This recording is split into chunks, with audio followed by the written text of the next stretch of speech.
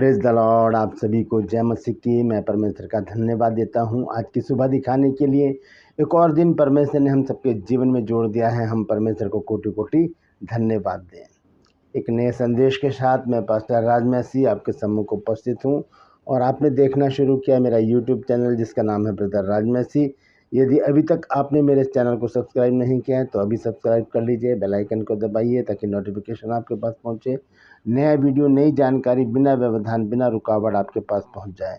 मेरे वीडियोस को लाइक कीजिए, शेयर कीजिए और कमेंट्स बॉक्स में आकर मुझसे ज़रूर बातचीत कीजिए। Praise the Lord. आज का संदेश है, किसी भाई ने मेरे से पूछा था कल कि पास्टर जी, आशीष पाने के लिए हम क्या करें। तो मैंने उनको बहुत सारी बातें बताई, लेकिन मैंने सबसे पहले उनको ये बताया कि आशीष पूछा मैंने उनसे कि आशीष कहते किसे हैं। बहुत से लोग पैसे को आशीष समझते हैं, लेकिन बाइबल हमें बताती है कि पैसा आशीष नहीं होता। आशीष का अर्थ है परमेश्वर का आशीर्वाद, क्योंकि उत्पत्ति में जब हम पढ़ते हैं 1 अध्याय के 28 पद में, तब परमेश्वर ने कहा कि लिखा है वहाँ पर कि परमेश्वर ने उन्हें आशीष दी और कहा फूलो फलो और पृथ्वी में भर जाओ। तो ये आशीर्वाद है, वहाँ पर पैसे का जिक्र नहीं है। तो वो खुशी, वो आनंद, वो फलना फूलना हमें कैसे मिलेगा, इसके बारे में हम आज बातचीत करेंगे। बहुत महत्वपूर्ण संदेश है, ज़रूर सुनें और इसे शेयर करें ताकि और भी लोग इन बातों को जान सकें।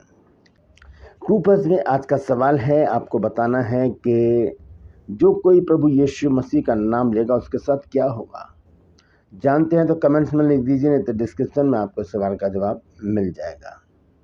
और यदि आप प्रभु के दास दासी हैं और सेवकाई में हैं और आपके पास समय नहीं है सेमिनरी जाने का, बाइबल कॉलेज करने का, तो ऐसी परिस्थिति में हमारे पास एक ऑफ़र है। हमारे बाइबल स्कूल की कुछ किताबें हैं, उन्हें आप परचेज़ करके अपने नॉलेज को, अपने ज्ञान को बढ़ा सकते हैं। हमारी 20 पुस्तकें हैं, उसमें से आपको बहुत सारे सरमन मिलेंगे, हज़ारों सरमन मिलेंगे जो कई वर्षों तक आपके काम आएंगे। तो अगर आप चाहते हैं तो इस नंबर पर मुझे व्हाट्सएप मैसेज करके लिखिए कि मुझे आपकी पुस्तकें चाहिए। उसी समय आपको पूरी जानकारी मिल जाएगी। बहुत से लोगों ने इन पुस्तकों को मंगाया है और अपने आत्मिक ज्ञान को बढ़ाया है। आप भी ज़रूर कोशिश कीजिए, इस नंबर पर मुझे मैसेज कीजिए। Praise the Lord. आइए एक छोटी सी प्रार्थना करते हैं, फिर आज के वचन में चलेंगे। प्रभु जी, मैं धन्यवाद देता हूँ आज की सुबह दिखाने के लिए और विनती करता हूँ प्रभु, आज के वचन को भी शेयर करने में मेरी मदद सहायता कर। मेरे होठों को, मेरे दिल दिमाग को छू कर ब्लेस कर। मेरी आत्मा और मेरा शरीर तेरे ही कब्जे में रहे, ताकि बोलने वाला मनुष्य नहीं बल्कि तेरा आत्मा हो। जो भी गुण भेद की बातें आज के वचन में छिपी हैं प्रभु, वो हम पे प्रकट करना, ताकि हम उन बातों को जाने और उन्हीं के अनुसार अपने जीवन को व्यतीत करने वाले बन जाए। जितने भी लोग इस वचन को देख रहे हैं, सुन रहे हैं, उन सब पर मैं तेरी आशीष बोलता हूँ। हर एक को आशीषित कर, हर एक की रोग बीमारी, चिंता, परेशानी को अपने सामर्थ्य नाम के द्वारा दूर कर दे। यीशु नासरी के नाम से मांगते हैं, आमीन।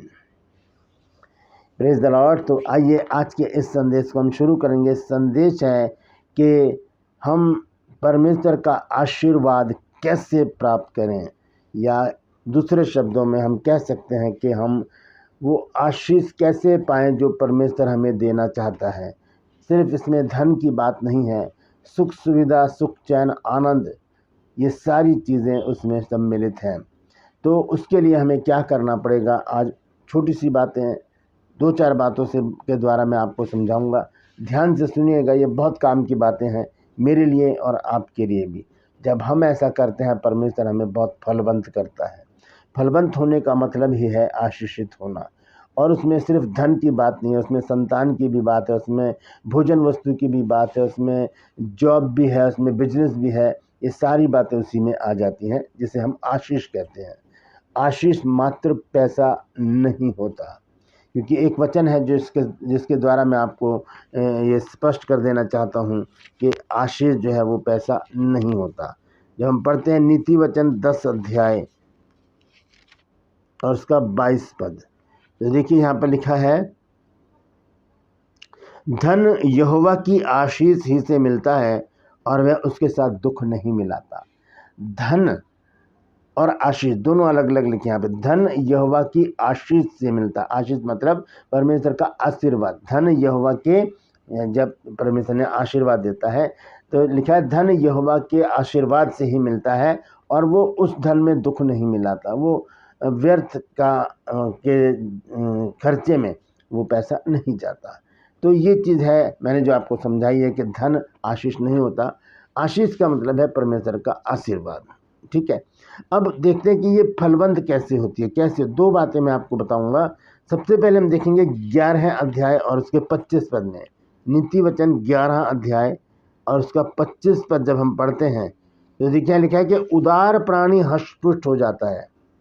उदार मतलब जो उदार होते हैं, जो जिनके अंदर एक हम्बलनेस होती है, जिनके अंदर एक ऐसी बात होती है कि किसी के गरीबी को देखकर, किसी के दुख को देखकर, किसी की ज़रूरत को देखकर पिघल जाना या उसके हेल्प के लिए, उसकी मदद के लिए हर समय तैयार रह जाना, तो वो लोग उदार प्राणी होते हैं। तो उनके विषय में लिखा है वो हष्टपुष्ट रहते हैं, वो मतलब वो अच्छे तंदुरुस्त रहते हैं वो लोग। लिखा है उदार प्राणी हष्टपुष्ट हो जाता है और जो औरों की खेती सींचता है उसकी भी सींची जाएगी। ये बहुत बड़ी बात लिखी है यहाँ पर।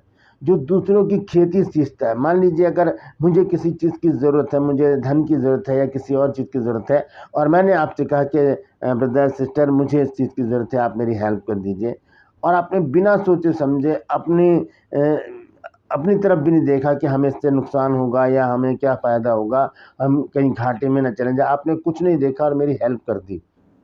इसे कहते हैं खेती सींचना। आपने मेरी खेती को सींच दिया और आपकी खेती फिर कौन सींचेगा? परमेश्वर।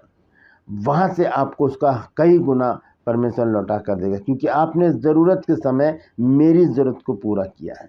और बहुत से लोग हैं ऐसे जो मेरी ज़रूरतों को पूरा करते हैं, और मैं उनका दिल से शुक्रगुजार हूँ कि उन्होंने बहुत सारी जगह जहाँ मुझे आवश्यकता पड़ी उन्होंने मेरी हेल्प की है, और मैं जानता हूँ कि परमेश्वर ने उनको कई गुना लौटा कर दिया होगा, क्योंकि यहाँ लिखा है, ये बात झूठी नहीं है, ये सच्ची है कि जो औरों की खेती सींचता है उसकी भी सींची जाएगी। दूसरी बात और मैं आपको बताना चाहता हूँ कि कब हमारी आशीषें जो हैं वो फलवंत होती हैं। नीति वचन 22 अध्याय और उसका 9 पद जब हम पढ़ते हैं तो यहाँ लिखा है कि दया करने वाले पर आशीष फलती है। दया करने वाले पर आशीष फलने का मतलब है बढ़ना। जो दया करते हैं उन पर आशीष फलती है, उनकी आशीष बढ़ती रहती है। धन की आशीष हो चाहे कैसी भी आशीष हो, उसमें बढ़ोतरी होती है। परमेश्वर उसमें बढ़ोतरी करता है क्योंकि उसने दया की है। क्या कारण है? देखिए, दया करने वाले पर आशीष फलती है क्योंकि वह कंगाल को अपनी रोटी में से देता है। कितनी बड़ी बात है ये।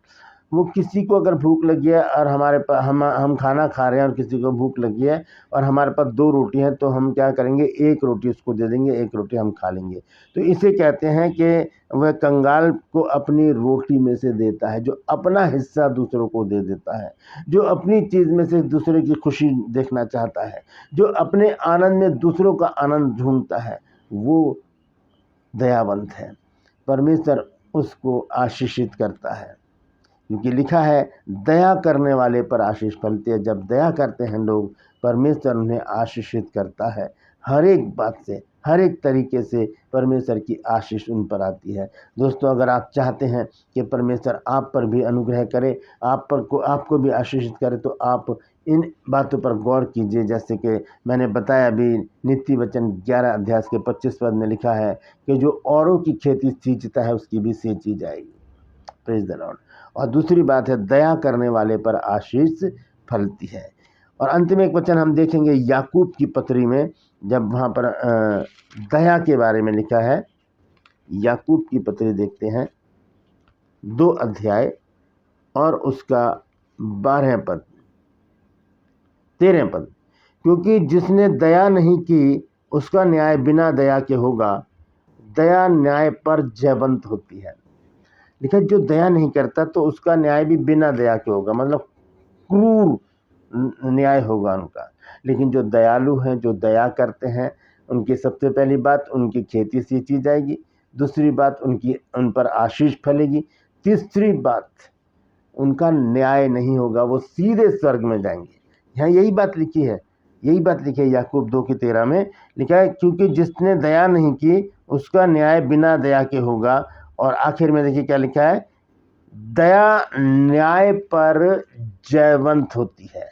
जब हम दया करते हैं, जब हम दयालु होते हैं, क्योंकि यीशु मसीह भी दयालु थे, तो हमें भी दयालु बनना है। जब हम दयालु होते हैं तब क्या होता है, हम उस न्याय से बच जाएंगे जो न्याय होने वाला होगा।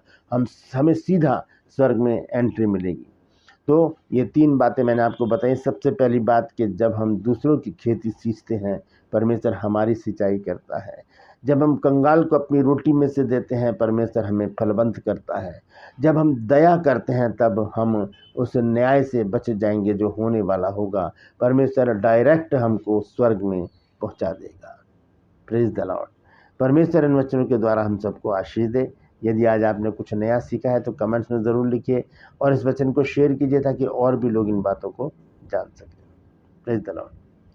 2+ में आज का सवाल है, आपको बताना है कि प्रभु यीशु मसीह का नाम लेगा उसके साथ क्या होगा।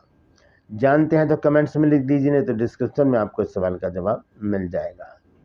और यदि आप प्रभु के दास दासी हैं और बाइबल कॉलेज अटेंड नहीं कर पाए हैं, स्टडी नहीं कर पाए हैं, तो हमारी बुक्स मंगाइए। 20 बुक का सेट है, उसे मंगाइए। उसमें हज़ारों सरमन हैं जो कई वर्षों तक आपके काम आएंगे और बहुत ही अलग तरीके की ये पुस्तकें हैं। कुछ बातें हैं जो बाइबल में नहीं लिखी है, वो उनमें लिखी है। तो अगर चाहते हैं तो इस नंबर पर मुझे व्हाट्सएप मैसेज करके ये बुक मंगा लीजिए आपकी आत्मिक उन्नति के लिए। Praise the Lord. यदि अभी तक आपने मेरे चैनल को सब्सक्राइब नहीं किया तो अभी सब्सक्राइब कर लीजिए, बेल आइकन को दबाइए ताकि नोटिफिकेशन आपके पास पहुंचे। नया वीडियो, नई जानकारी बिना व्यवधान, बिना रुकावट आपके पास पहुंच जाए। मेरे वीडियोस को लाइक कीजिए, शेयर कीजिए और कमेंट्स बॉक्स में आकर मुझसे ज़रूर बातचीत कीजिए। Please the Lord. आज के लिए बस इतना ही। फिर मिलूंगा एक नए संदेश के साथ, एक नया वीडियो लेकर। तब तक के लिए मुझे इजाज़त दीजिए, लेकिन अपना और अपनों का ख्याल रखिए और दूसरों की खेती सींचते रहिए। परमेश्वर अपनी तरफ से आपकी खेती को सींचता रहेगा और आपको फलवंत करेगा। Praise the Lord. परमेश्वर आप सबको आशीष दे।